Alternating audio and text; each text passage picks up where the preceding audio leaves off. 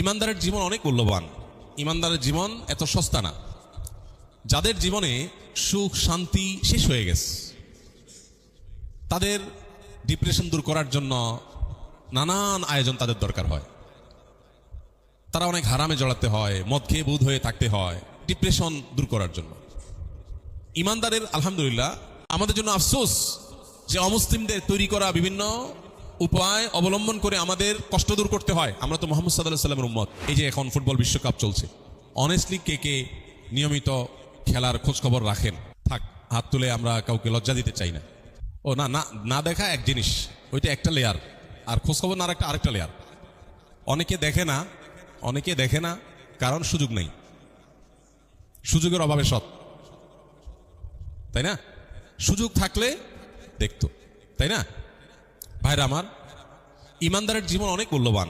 ইমানদারের জীবন এত সস্তা না। যাদের জীবনে সুখ শান্তি শেষ হয়ে গেছে, তাদের ডিপ্রেশন দূর করার জন্য নানান আয়োজন তাদের দরকার হয়। তারা অনেক হারামে জড়াতে হয়, মদ খেয়ে বুধ হয়ে থাকতে হয় ডিপ্রেশন দূর করার জন্য। ইমানদারের আলহামদুলিল্লাহ সবচেয়ে বড় প্রশান্তির জায়গা হলো নামাজ।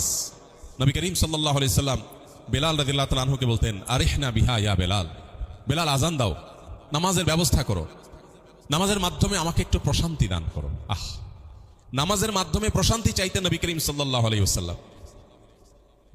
তিনি নামাজকে এত ভালোবাসতেন, নামাজটা তার কাছে এত প্রিয় জিনিস ছিল। আমাদের টাইম পাস করার জন্য, মানসিক রিফ্রেশমেন্টের জন্য, বিনোদনের জন্য, আমাদের কর্মজীবনের যে গ্লানি কষ্ট সেগুলো ধুয়ে মুছে দূর করার জন্য আমাদের অনেক উপায় লাগে।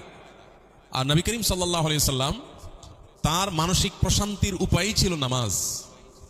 কানা ইজা হাজাবাহু আমরুন ফাজা ইলাস সালাহ। আজকাল অনেক সাইকোলজিস্টরা আপনাদেরকে পরামর্শ দিবে, তুমি ডিপ্রেশনে আছো, তাহলে ফিল্ম দেখো, পছন্দের ফিল্ম দেখো, এরকম পরামর্শ দেওয়া হয় না? পছন্দের নাটক দেখো, এটা করো সেটা করো, তোমার যেটা করতে মনে চায় সেটা করো। অনেক রকমের পরামর্শ মার্কেটে আছে, তাই না? প্রিয় নবী সাল্লাল্লাহু আলাইহি সাল্লামের অভ্যাস ছিল, তার জীবনে কখনো যদি কোনো পেরেশানি আসতো, কোনো কষ্টের মুহূর্তের মুখোমুখি হতেন, কঠিন পরিস্থিতির মুখোমুখি হতেন, ফাজা ইলাস সালাহ, নামাজে দাঁড়িয়ে যেতেন। কষ্ট দূর করার জন্য নামাজে দাঁড়িয়ে যেতেন। আর আমরা কষ্ট দূর করার জন্য হারামের দিকে বা নাজায়েজ কাজের দিকে, বা যে কাজ আমাকে নিশ্চিত হারামের দিকে নিয়ে যাবে সে কাজের দিকে আমরা ধাবিত হচ্ছি।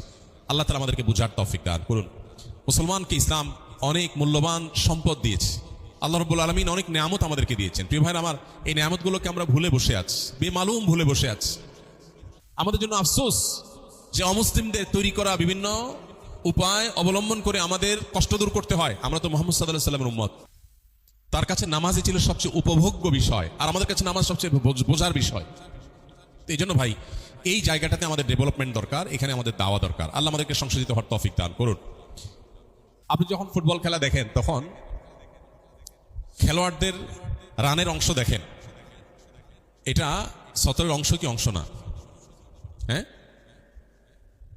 কোন কোন ইমামদের মতে অংশ না, কিন্তু আপনি যে ফিকহ ফলো করেন গ্রহণযোগ্য মত অনুযায়ী, প্রাধান্যযোগ্য মত অনুযায়ী, এটা তো সতরের অংশ।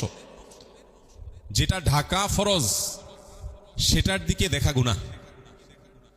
যেটা ঢাকা ফরজ, অর্থাৎ যার কাছে, অন্যের কাছে যেটা যে অঙ্গ ঢেকে রাখতে হয়, সে অন্যের জন্য ওই অঙ্গ দেখাটা হালাল নয়, তো এই হারাম তো আপনাকে করতে হচ্ছে।